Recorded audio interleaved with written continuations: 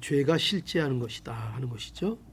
죄가 없다고 하는 것은 거짓말이고 자기를 속이는 것이고, 또 죄가 없다고 하는 것은 하나님을 거짓말하는 자로 만드는 것이다. 이렇게 죄에 대해서, 죄가 그러니까 반드시 죄가 있는 것이다, 죄는 실제이다, 이렇게 말씀하고 있는 것이 이 성경의 말씀입니다. 그래서 오늘 성경이 말하고 있는 이 죄에 대해서 우리가 좀 살펴보기를 원합니다. 소요리 문답 오늘 14문입니다. 자, 14문 주보 보시고 제가 질문하면 답해 주시기 바랍니다. 제 14문, 자, 질문합니다. 주보가 없어졌어요? 예, 같이 보시기 바랍니다. 예. 자, 제 14문, 자, 제가 질문하겠습니다. 죄가 무엇입니까? 죄는 하나님의 법을 순종함에 부족한 것이나 혹은 그 법을 어기는 것입니다. 예, 죄가 무엇인가? 예, 하나님의 법을 순종함에 부족한 것이나 혹은 그 법을 어기는 것이 죄입니다. 이렇게 제 14문에서 답을 정리하고 있습니다. 우리는 지난 시간에는 소교리 13문을 우리가 보았습니다. 13문에서는 인간의 타락에 대해서 우리가 공부를 했죠. 13문의 질문이 뭐였죠? 우리 시조는 창조함을 받은 자리에서 그대로 있었습니까? 하는 게 질문이었죠. 기억나시죠? 그 답이 뭐였습니까? 우리 시조는 어떻게 되었다? 타락했다, 떨어져 나갔다, 기억하시죠? 이탈했다, 벗어났다, 하나님이 정한 자리에서 반대로 가게 되었다. 그렇게 우리에게 답을 해 주었습니다. 그리고 그 답에 있어서 중요한 것을 우리가 공부했는데, 그것은 그러한 타락이 어떻게 이루어졌는가 할 때에 어떻게 그 타락이 이루어졌다고 답을 주었습니까? 우리의 시조가 뭐를 오용했다 그랬죠? 자기의 자유함을 오용했다 했죠. 자기의 자유함을 오용했다는 건 뭐예요? 잘못 사용했다 하는 거죠. 하나님께서 자유의지를 주셨는데 그 자유의지를 잘못 오용해서, 잘못 사용해서, 잘못된 결정을 해서 타락했다 하는 것을 우리가 배웠고, 그래서 누구에게 죄를 범했다고요? 하나님께 죄를 범했다. 그러니까 죄는 뭐냐? 하나님에 관한 것이다 하는 걸 우리가 배웠죠. 그죠? 죄는 우리가 세상에서 말하는 그런 식의 신호등 위반하고 법 위반하고 그런 식의 지금 죄를 여기서 말하고 있는 것이 아니라 하나님 앞에 내가 죄를 범한 자들이다 하는 거를 말씀했습니다. 그래서 하나님께 죄를 범함으로 타락했다. 이렇게 우리가 분명하게 이 사실을 확인했습니다. 자, 그래서 이제 오늘은 제 14문 계속 이어지죠. 그래서 그럼 하나님께 죄를 범함으로 이렇게 타락을 했다면 그러면 과연 그 죄가 뭐냐 하는 게 오늘 이제 질문입니다. 죄가 무엇입니까? 답이 뭐라고 그랬죠? 다시 한번 시작. 답은 하나님의 법을 순종함에 부족한 것이나 혹은 법을 어기는 것입니다. 이거 잘 암송할 줄 알아야 되겠습니다. 한번 제가 여쭤볼까요? 자, 죄는 무엇입니까? 한번 암송해 보세요. 하나님의 법을 순종함에 부족한 것이나 예. 그의 법을 어기는 것입니다. 그러니까 딱 정리하면 되죠. 부족한 것 그리고 어기는 것, 그죠? 그렇게 정리할 수 있죠. 하나님의 법을 지킴에 있어서, 순종함에 있어서 부족한 것이나 그 법을 완전히 어기는 것, 이것이 하나님 앞에 죄다. 이렇게 우리에게 이 소교리 문답이 답을 정리해서 보여주고 있습니다. 우리는 왜 이렇게 죄에 대해서 배우고 알아야 하는가? 왜 그럴까요? 왜냐? 죄를 우리가 어떻게 이해하고 있느냐 하는 것이 우리의 신앙생활에 굉장히 중요하기 때문에 그렇습니다. 죄가 과연 우리는 죄를 뭐라고 생각하고 있느냐?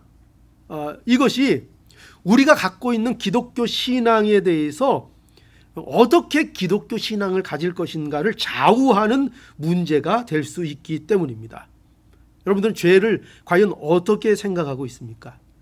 죄에 대해서 우리가 바른 이해, 바른 관점을 갖고 있지 않으면 우리는 기독교 신앙을 잘 하고 싶어도, 예수님을 잘 믿고 하나님을 잘 믿고 싶어도 죄라는 것에 대한 바른 관점을 갖고 있지 않으면 우리가 하나님을 바로 섬길 수 없고 우리가 신앙생활을 바로 할 수 없는 거예요. 여러분, 우리가 복음을 전할 때 있잖아요. 복음을 전할 때에 여러분, 우리의 사명이 복음 전하는 거잖아요. 복음을 전해야 됩니다. 우리는 이 전도라는 게 굉장히 중요해요. 어느 정도로 중요하냐? 이 복음을 전도하는 것은 우리의 존재적인 사명이에요. 존재적 사명이라는 건 뭐냐면 그저 남이 하라고 해서 하는 일이 아니라 우리 존재가 그 일을 할 수밖에 없는 일이라는 거예요. 그게 우리의 사명이에요. 그러니까 우리는 어떤 일들을 생각할 때, 하나님이 우리에게 주시는 명령들을 생각할 때 그걸 어떤 관점에서 이해해야 되는가 하면은 그저 내가 할 수 없는 것을 하나님이 시키는 이런 일로 받아들이면 안 되고, 그 모든 일은 내 존재가 무엇이냐는 그 존재적 관점에서 주어지는 명령이라는 걸 알아야 돼요. 내가 복음을 전할 수밖에 없는 존재가 되었기 때문에 우리에게 사명이 있는 거예요. 그러니까 존재를 알고 그 존재 때문에 사명을 알고 그 사명을 감당해 나갈 수 있는 근거가 되는 거예요.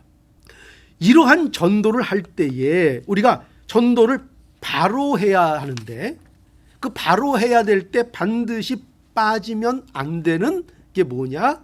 바로 죄에 대한 문제예요. 죄에 대한 문제. 그러니까 복음은 뭐예요? 복음은 그저 무작정 기쁜 소식이 아닌 거예요. 그렇게 아무래도 좋다 그런 식의 복음이 아니라, 복음은 죄인 된 자들을 구원하시는 하나님의 역사인 거예요. 그러니까 반드시 복음에는 뭐가 전제되어 있어요? 그러니까 죄가 반드시 전제되어 있죠. 그렇죠? 만약에 우리가 죄인이 아니라면, 죄의 문제에 빠져 있지 않다면 예수 그리스도의 오심이 복음이 될 수 있어요, 없어요? 복음이 될 수 없죠. 복음이 우리에게 복음이 되는 것은 뭐 때문에 그래요?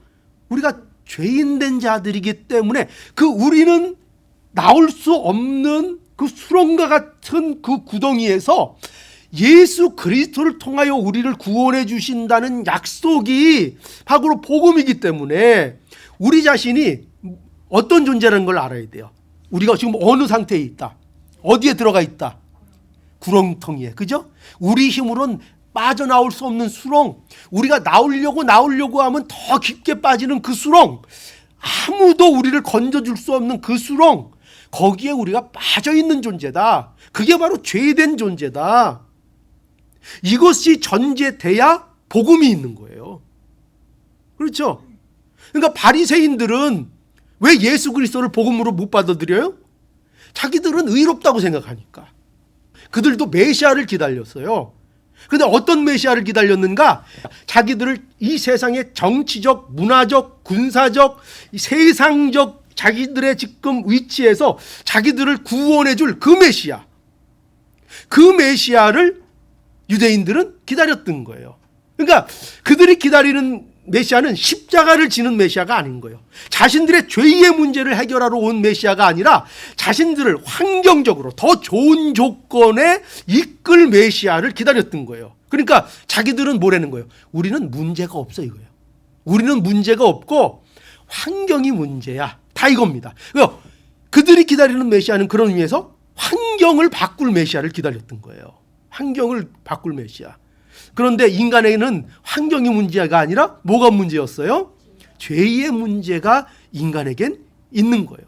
우리를 고치러 오신 예수님. 그런데 이런 거죠. 세상 사람들은 하는 불평이 뭐냐? 뭐예요? 왜 자꾸 나를 죄인이라고 하냐? 그런 불만을 하는 거죠. 그죠? 왜 자꾸 나를 죄인이라고 하느냐? 나는 살면서 나는 죄 지은 적 없는데 왜 나를 죄인이라고 하냐?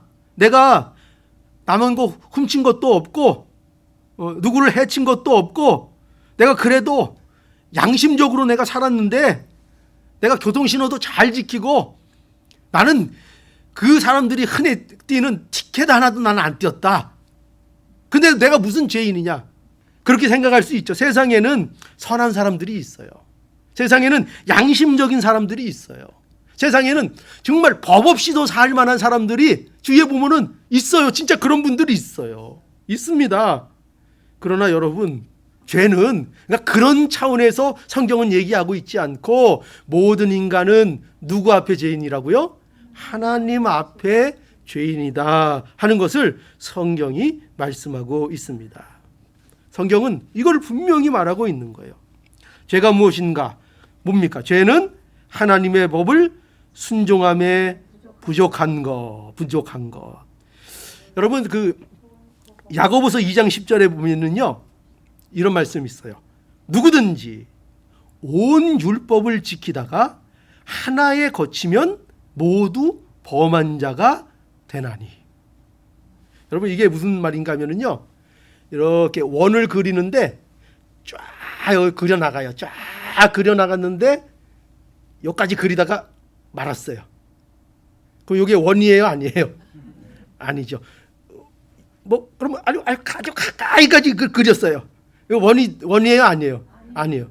그러니까 이게 딱 붙어서 돼야 이제 원이라고 하는 거예요. 그러니까 율법을 지키는 것도 그와 같은 원리인 거예요.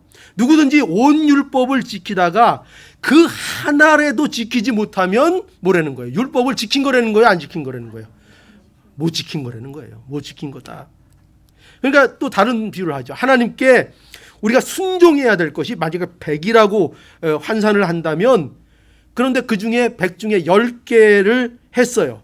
그러면 이게 뭡니까? 죄입니까? 아닙니까? 죄죠. 그 100개 중에 10개. 아, 이거 보나마나 죄야. 딱 얘기할 수 있습니다. 그런데 99개 했어요. 99개 하고 하나 안 했어요.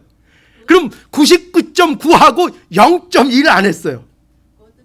그죠? 성경은 그것도 죄다. 이렇게 말씀하고 있어요. 그러니까 하나님의 기준에 부족한 것. 그죠? 부족한 것. 그것이 죄다. 또 죄는 하나님의 법을 어기는 게 죄다. 이렇게 말하고 있죠. 그러니까 이거는 어기는 거, 불순종이죠.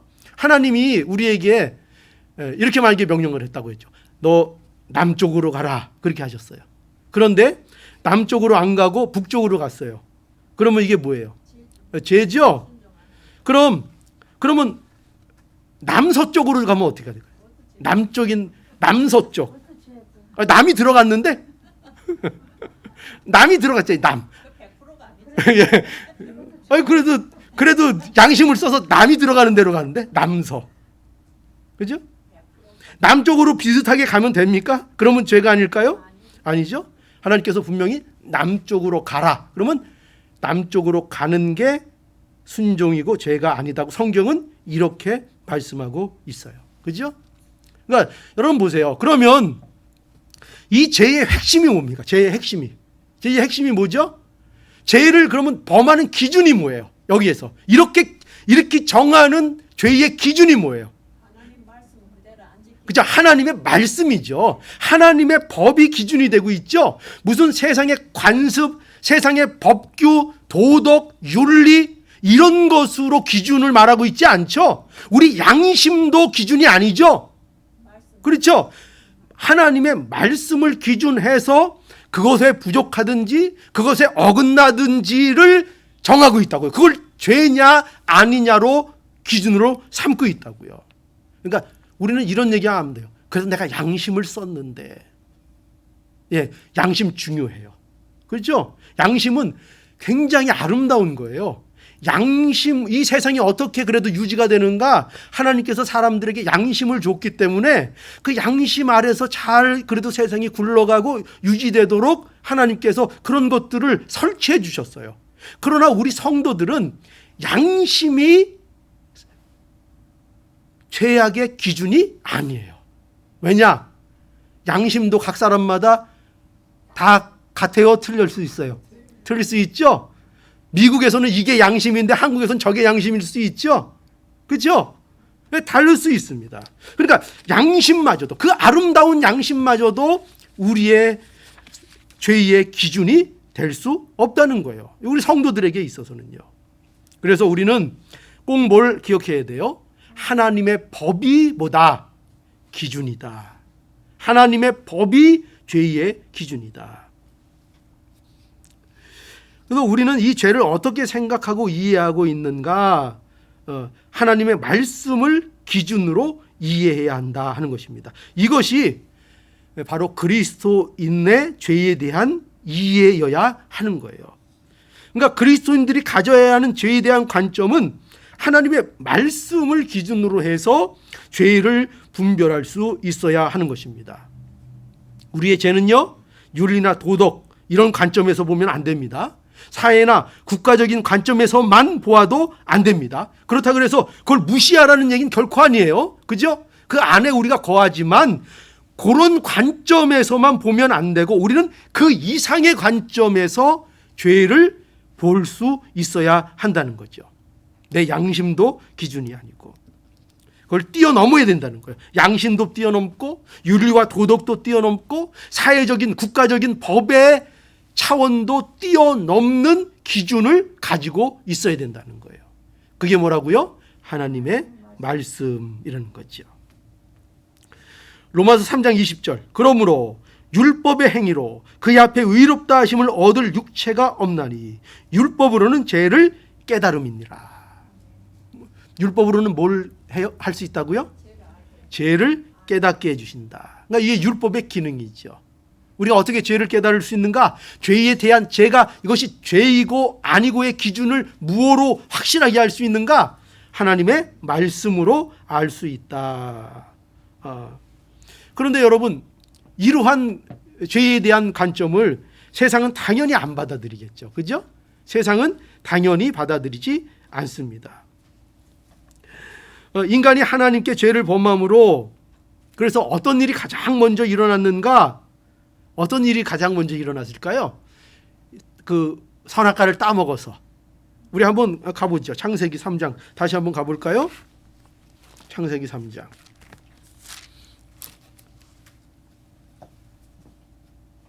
자, 6절부터 한번 보죠.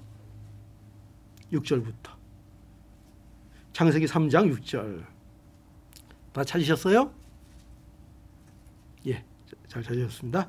자, 6절. 여자가 그 나무를 본즉 먹음직도 하고 보암직도 하고 지혜롭게 할 만큼 탐스럽기도 한 나무인지라.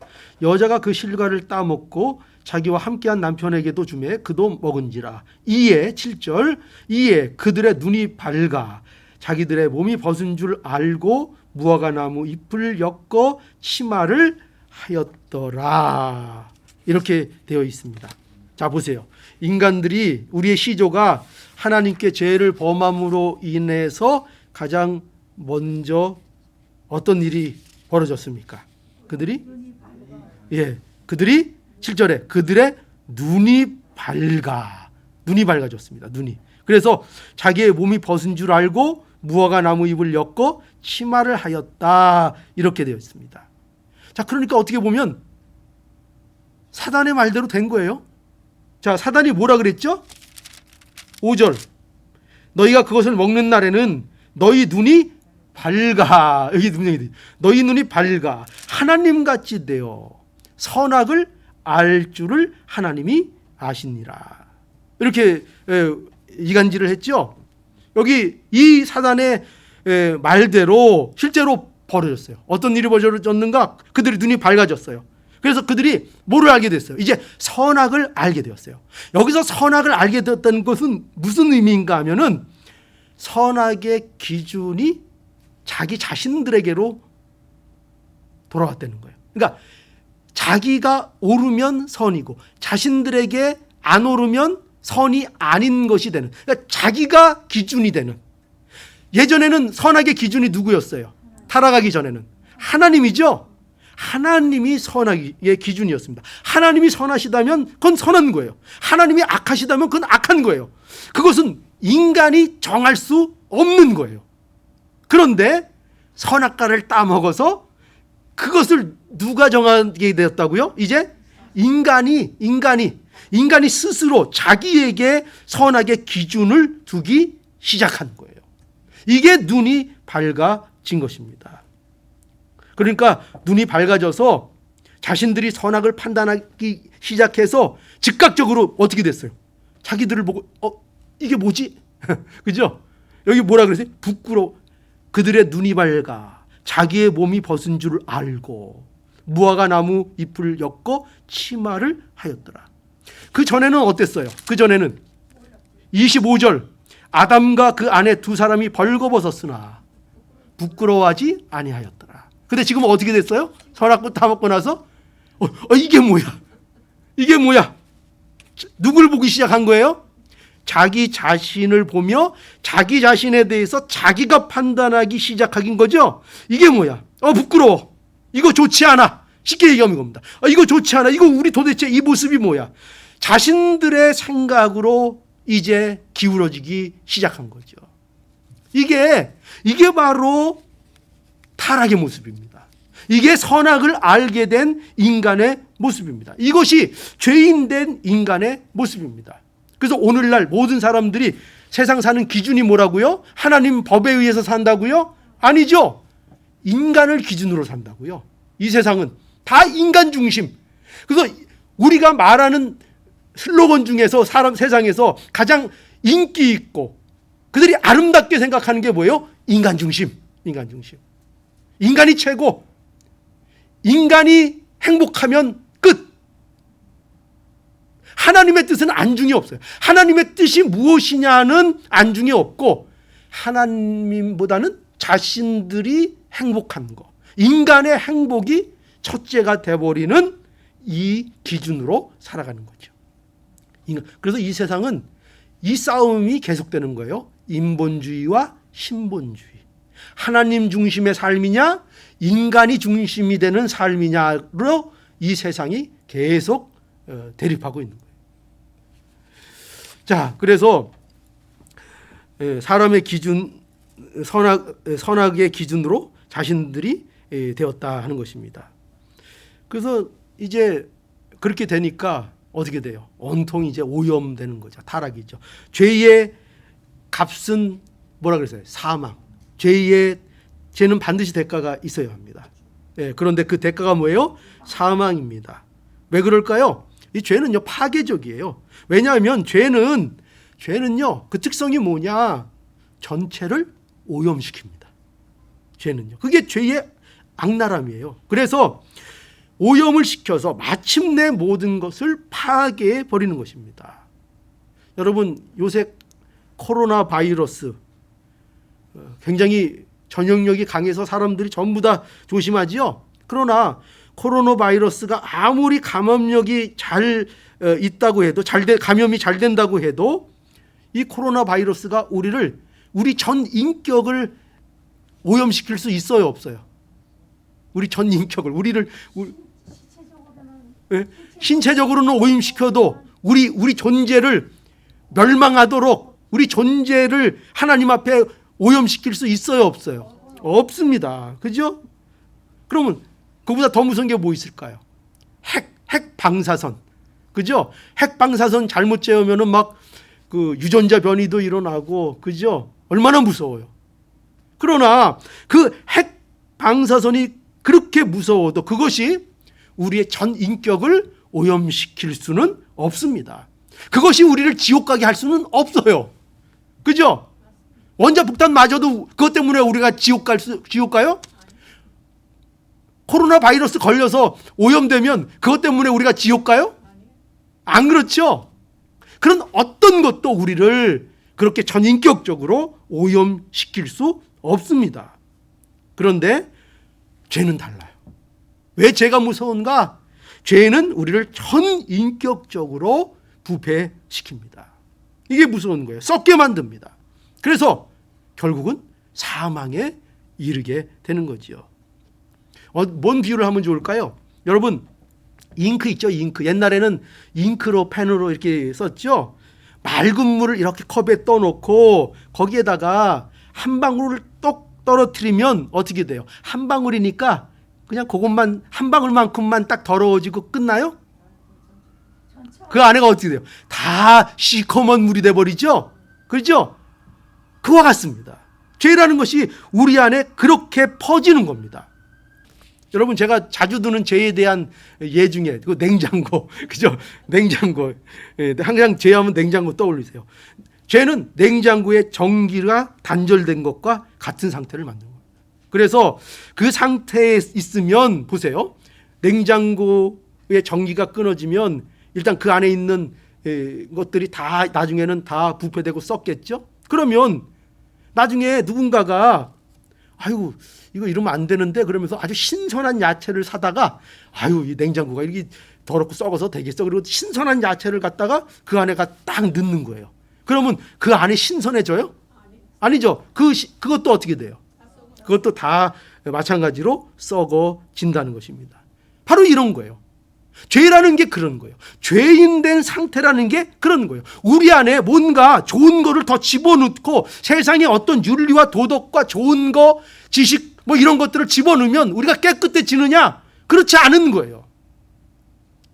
그것마저도 다 오염되고 잘못된 것들이 오히려 되어 버린다는 거예요.